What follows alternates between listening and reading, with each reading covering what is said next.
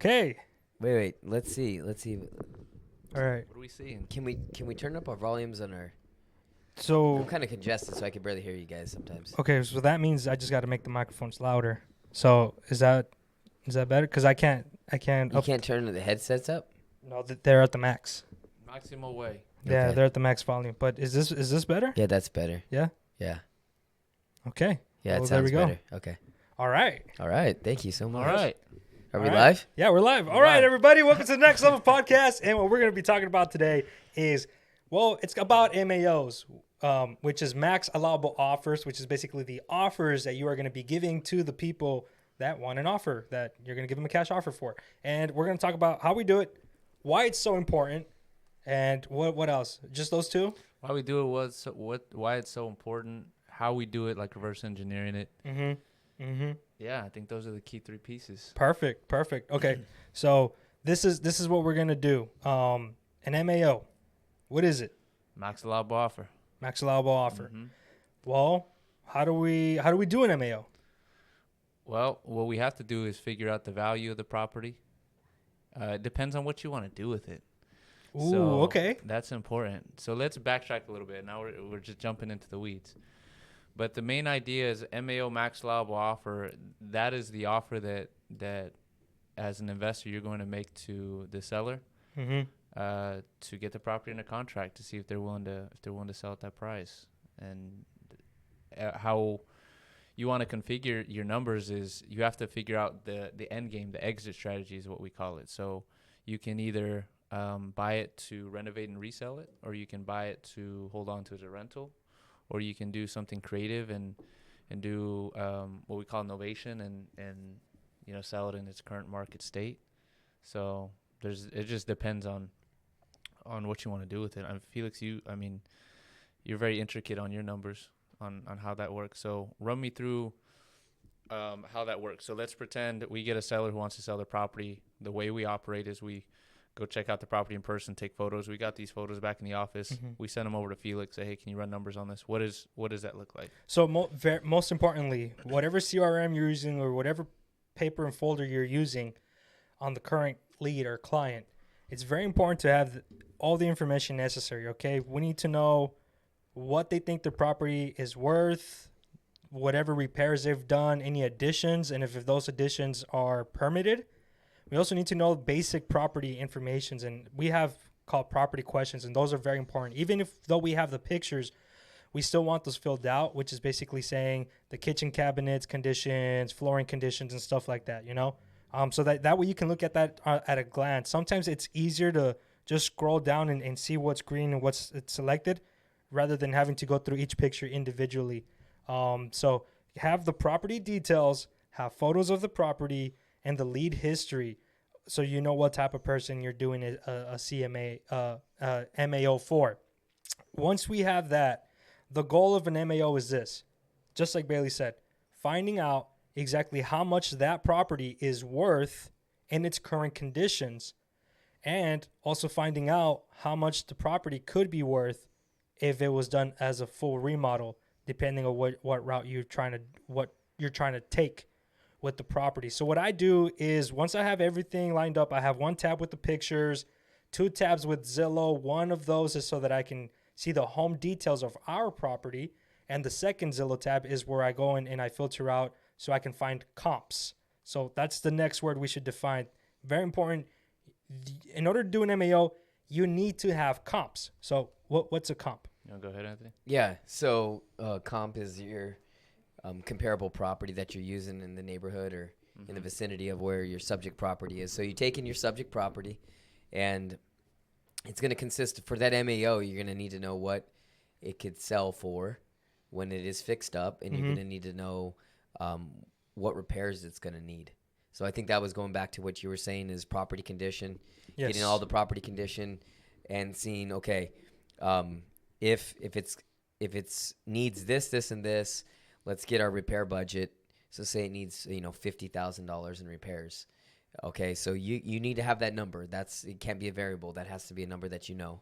Yeah. And so you take your comparables, then you start saying, okay, you try to look for something that's either in the condition that your property's currently in, you could use that as a comparable, or you could reverse it and use a comparable that maybe it's a house that's been flipped or been remodeled, and you go, okay, this is what it can be. We can use either one of these. The difference is we either got to subtract out the repairs, or we get to add the repairs that need to be done to increase the value. In addition to that, obviously, we have what we call our spread.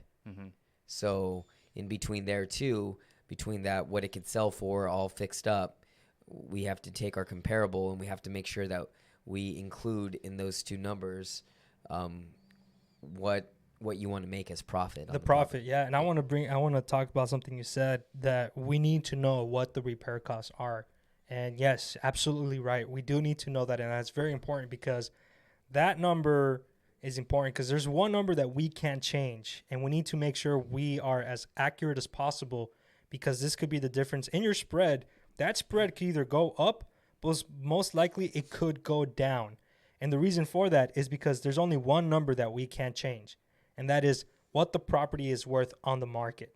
That's why it's so important that you know everything you can about the property, all the repairs it needs, so that you're very well prepared. And if you do go on the market, you don't encounter a problem where like, oh, you know what, we didn't account for this, and this, and guess what? Your spread goes from whatever you calculated to a very small spread, and you're in a tough position, because you're still going to make money, but it's not worth the time at that point. Yeah. And I think the other thing is, because this is called an MAO, max allowable offer. So if you're making offers on properties, you have to be very accurate on that number, because if you miss on that number, there could be two things that happen.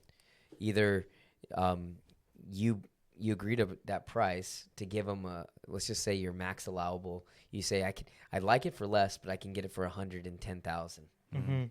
But then you go and you talk to the seller, and you're like, they wanted 120, but you said the most I can offer you is 110. So you say, okay, we get the 110, but you get it under contract and you're good to go.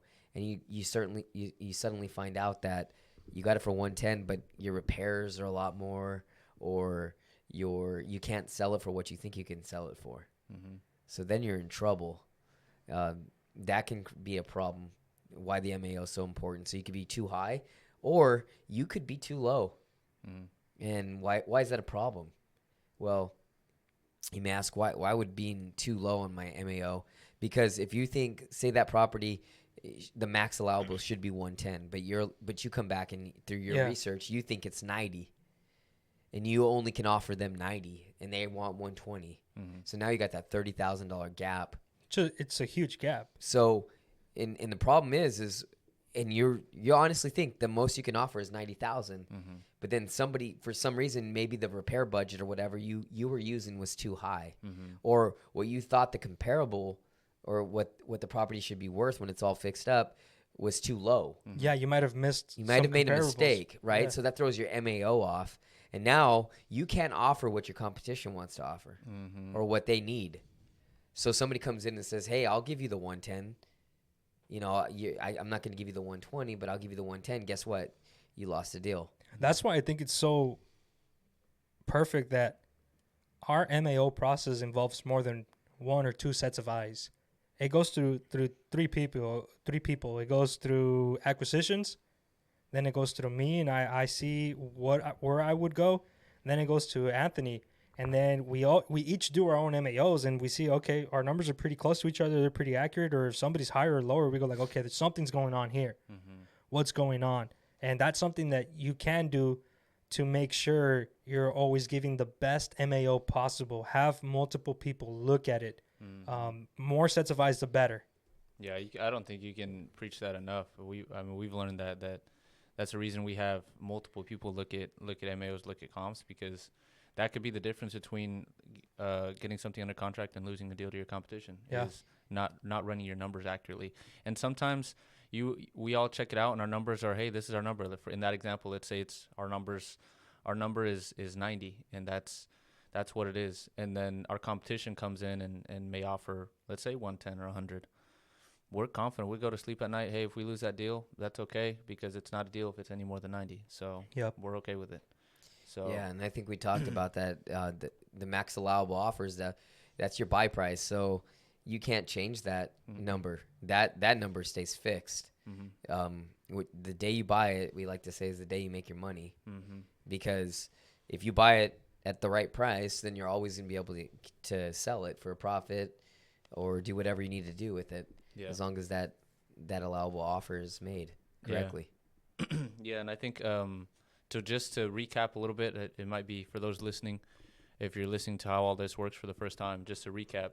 So you want to know first. The first thing is figure out what you want to do with the property, where you want to keep it as a rental, or if you want to flip it, or let's stick with those two. There's other different ways, but let's stick with those two. First, you have to figure out which route you're going to go.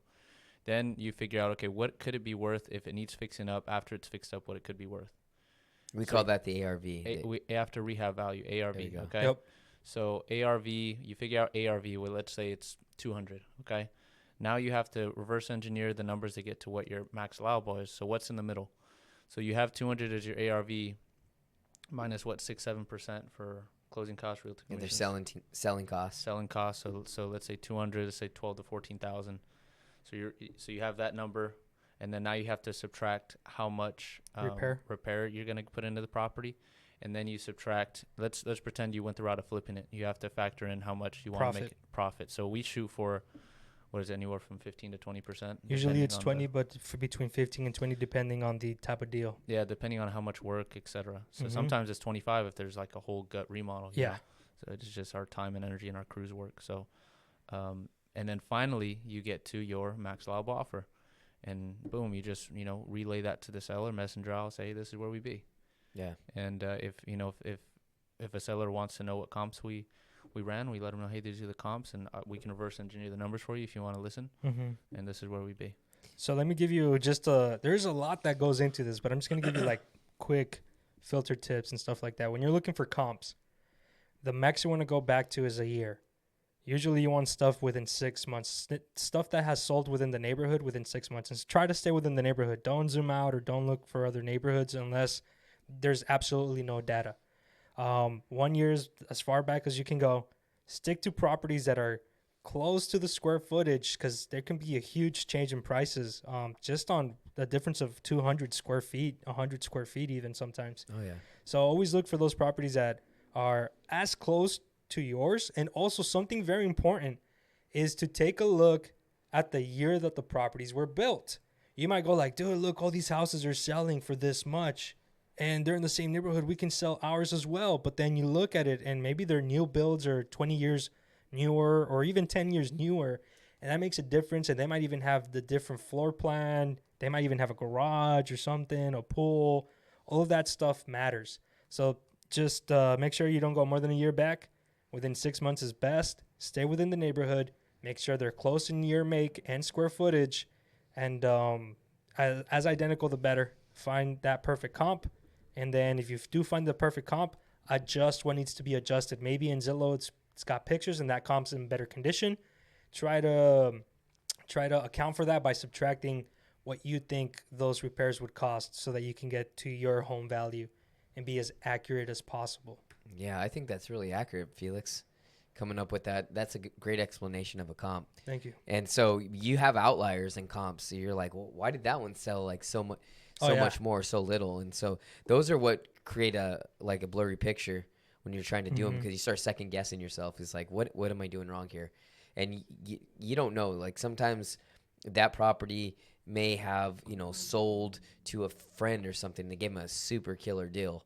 And, or maybe this property had, came with, fully furnished or some special thing that the seller and the buyer agreed to. So there are the outliers, the high and the low. And so we try to get 3 data points. Yeah, 3 data points. At least 3 comps to take out any outliers, to see it, if there is a middle ground somewhere in there. Yeah, I like graphing them, because if you can't really tell just because sometimes the numbers they all kind of join together, and sometimes it's harder to spot these outliers. If you just graph the square footage and then what they sold for in Excel or in Google Sheets, and then you make a graph out of those data points, you can see the data points in a graph, and you can see like, hold on a minute, here's making sense, but like this data point is way too high. This one's too low. And then you can just get rid of the data points that are outliers. That's another easy way you can do that. Yeah. Yeah, no, I mean, it's a good idea. Those are good tips, for anybody to do. I think comping is definitely something you learn it, but it definitely takes experience to start identifying and doing research. It's really like doing some detective work. It's crazy. You start noticing certain trends and you can do it faster. Yeah. Yeah, and like you said, I mean, certain neighborhoods will hold values. Like, okay, one has a pool, but you go to another neighborhood, it has a pool as well, but the pool in the other neighborhood is worth 20,000, but in the pool in the other neighborhood's only worth 10. Yeah, that's true. And so that's a good point of keeping inside the neighborhood if you can.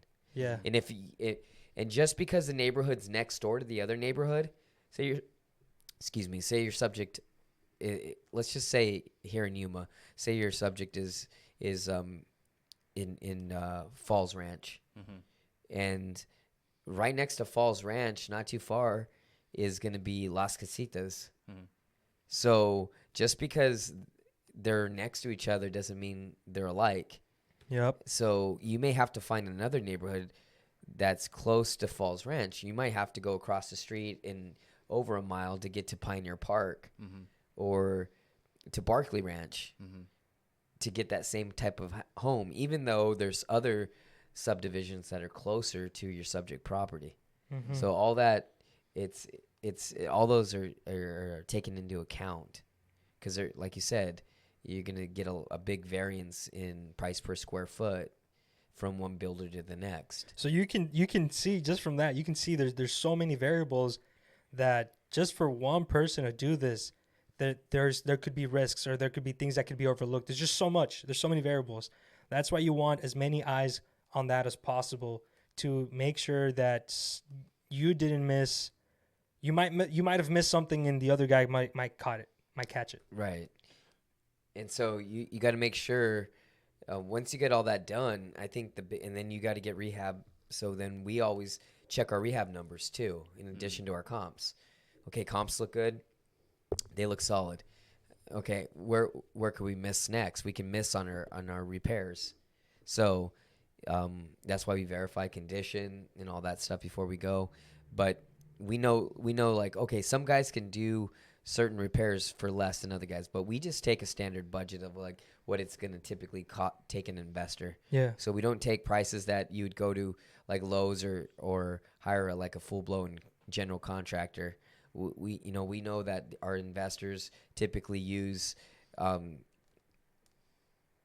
contractors that work with other investors that know the pricing, so we can stay in those guidelines, because we know we allocate like 10,000 for like if it's standard house, 10,000 for a kitchen, 5,000 for bathrooms, for each bathroom, so on and so forth, $5 a square foot for flooring. So we add those up and that's how we come up with our repair cost. But those are the two big variables, is that comparables have those set, and then our repair cost.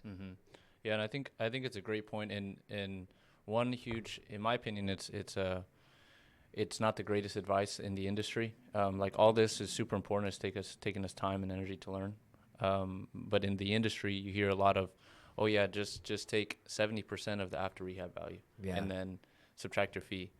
And I don't think it's the greatest advice, because like we talked about, there's so many variables that go into it. There's nothing happens in a vacuum. You can't just make a blanket statement of, yeah, every comp do the 70% rule. Yeah, you're going to miss out on stuff. Miss out on deals, yeah. Yeah, miss out on deals and offer.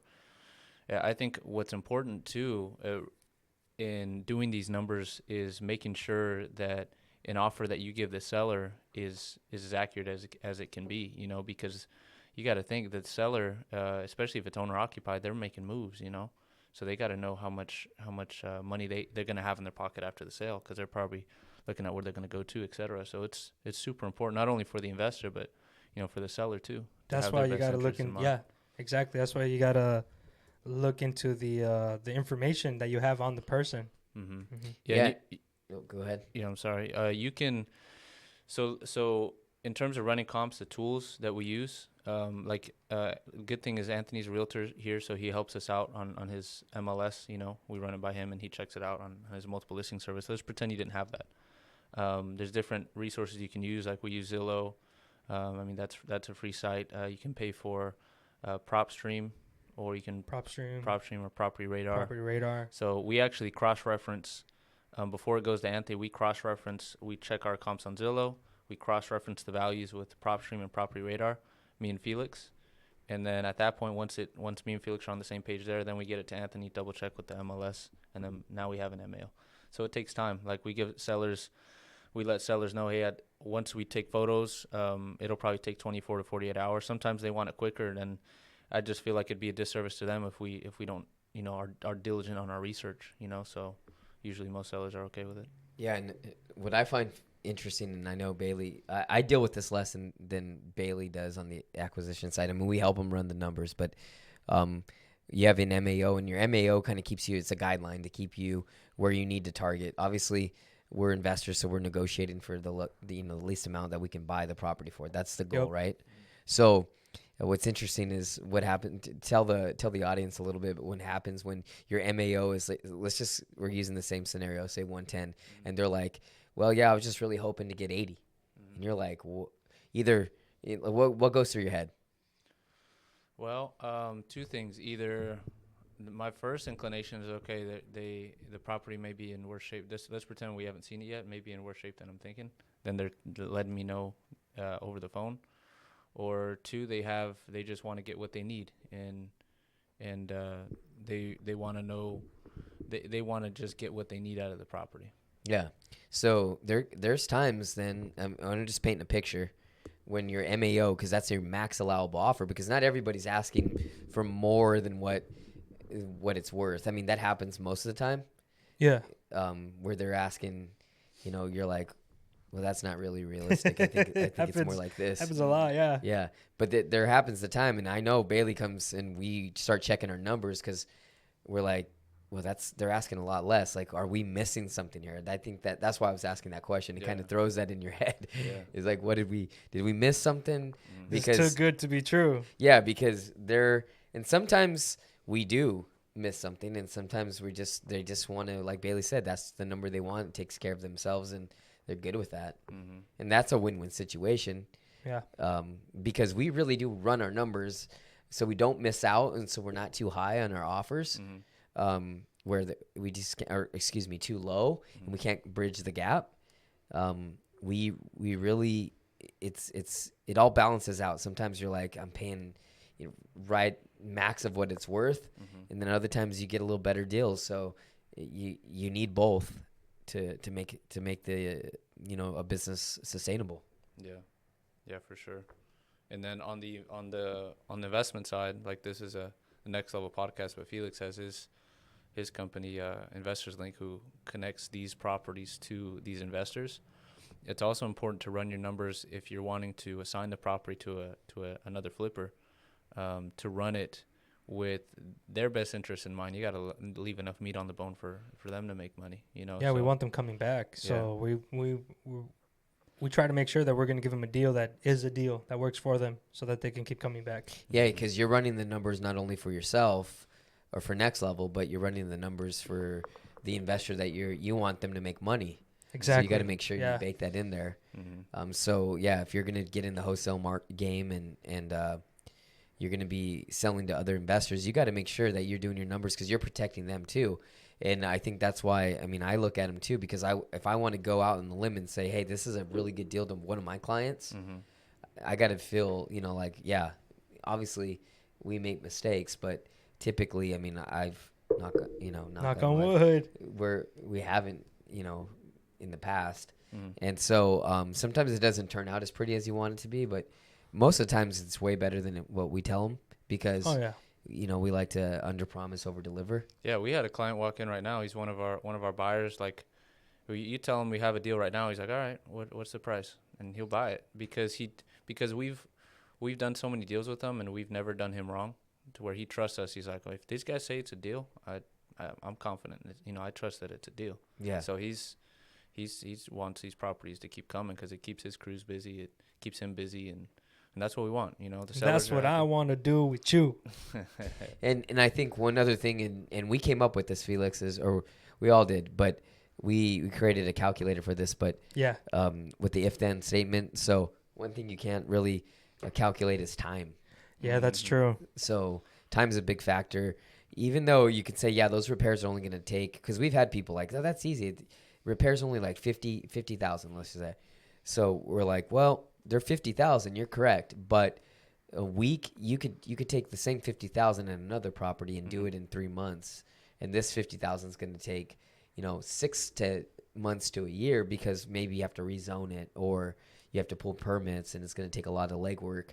So we try to calculate that for. Yeah, then you would need way more spread. Yeah, we because calculate for all that. Yeah, because you're not moving your money. It's like yeah, you could spend 50,000, you could spend 180,000 over here, and it take you a year, but you could spend 180,000 over here and do it again like twice in 1 year. Yeah. So we try to. All those factors come in. So it's not something that you can just like take, like Bailey said, 70% of, and that's your offer. Doesn't work that way. Yeah, I agree. And it was a pretty impressive calculator that Felix made a while back ago because we were trying to figure out, what type of margin an investor would want to make. And there's a factor that I don't think many people talk about. It's like, oh yeah, they want to make a 15% margin, or 20 or 25%. But just like me and Felix were talking about earlier, it's also dependent on the time and the amount of work that's needed that needs to be factored in there. Like if it's we call it a lipstick renovation, like it just needs maybe clean up paint, then okay, 15% margin, I feel like that's fair, because look at the time and energy you're putting into it. It's really not that much. So 15% margin, we can work with that. But let's say it's a full complete gut remodel that's going to take. You're gonna have to demo everything. Let's say even the foundation you're gonna have to fix, like all the way to the studs. Then it's like, okay, this we're probably gonna want to make 20-25% on this deal, and we keep that in mind for if we assign the property to another flipper. Keep that in mind as well, so we make sure that they're happy. Yeah, 100%. And we think about the client, right, Felix? When we're gonna set, well, like who would this property fit best? Because you could give a property to somebody who's newer and it's going to make money, but it's going to be a nightmare for them. We might say, like, this is a good deal. You're going to make good money on this. Yeah. But it's going to be super hard for him if it's his first time. 100%. And if you buy properties with us, you get added to our VIP buyers list. And then I have tags. Basically, I know what type of properties you're looking for. And then if I don't, I set up an appointment with you, meet up in person, either at the office, we can meet at your office, or we can go to a coffee shop and grab some coffee. Basically, I get to know you better, you get to know me better. We get to discuss your investor goals, and then I can find out exactly what type of properties you want. And then if you purchase from us, you get added to that VIP buyers list, and then you are one of the first people that will be contacted before it's blasted out to all of the other buyers that might be interested in this property. Yeah, that's nice. And so those buyers see not only the best deals, because they're all good deals that we bring, but not only the best ones, but also that's when we really can match, what property would go to your personality or to your skill set the best. 100%. Yep. Yeah, and I'd recommend if for Investors Link, if you go to Felix, I'd recommend. And you almost think like this is an evident thing, but sometimes it's not always, where somebody's like, oh yeah, I'm interested in this property, and Felix is getting his ducks in a row to assign the property to you, and then when we come to find out that this buyer, like for lack of better terms, isn't really legit. Maybe they don't have funding, or they're just kind of dragging us along, but their intent at the end, they're not even sure that they can buy it. So I would just recommend it, and nobody's gonna get on you about anything, but I would just recommend, if you do go to Felix to find opportunities, just be fully transparent with them on the situation. If you're like, hey, I want this deal, but honestly, Felix, I don't know if I have a lender for it, we'll connect you with a lender. Honesty is the best policy. Yes, please, because we want you to be set, man. We want you, if you want to do this, but you don't have a lender, you don't have a partner, well, we want you as a customer, so we'll help you find something. We'll put you in the right direction.